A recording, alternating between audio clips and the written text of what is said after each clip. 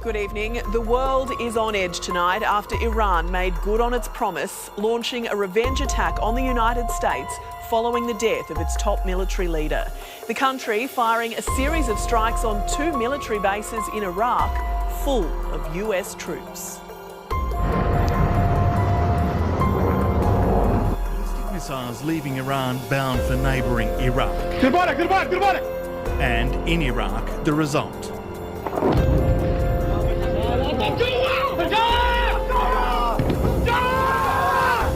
Iran's Islamic Revolutionary Guard launched the attack on 2 bases hosting US and coalition forces, the Ain Assad base west of Baghdad and another at Erbil in Iraq's north. The Pentagon says it's conducting initial battle damage assessments.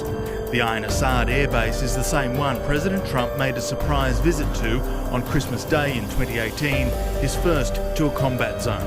Well, first of all, at ease. Let's have a good time.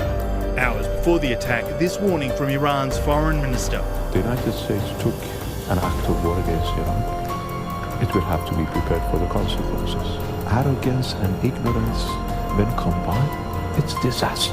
And also before the attack, President Trump talking tough. We're prepared. We're totally prepared. And likewise, we're prepared to attack if we have to, as retribution. The rocket attack was direct retaliation for the US drone strike assassination of leading Iranian general Qasem Soleimani.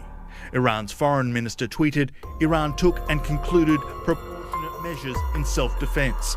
The US president won't address his nation until the morning, but replied, all is well, so far so good. We have the most powerful and well-equipped military anywhere in the world by far. And in response to Donald Trump's tweet of an American flag after the killing of Soleimani, today trolled with a flag in return by a senior advisor to Iran's supreme leader. Around 300 Australian Defence Force personnel are in Iraq, but at a base a few hours away from where American troops were attacked. The Prime Minister says he's been monitoring the situation and was briefed today. All Australian diplomatic personnel and all ADF personnel are safe. But it is obviously a very fluid situation, and this is something I'm receiving regular reports on. The PM also briefed the opposition leader. This is potentially very dangerous indeed, and I don't want to see Australia drawn into a military conflict in the Middle East. The rocket attack came just hours after calls for revenge rose up during the funeral of General Soleimani, attended by millions of people, many chanting "Death to America." Dozens were killed, though, during a stampede, delaying the funeral. Eddie Meyer, 9 News. Well, 9's US correspondent Tim Avia is at the White House for us tonight. Tim, Donald Trump's next move is key.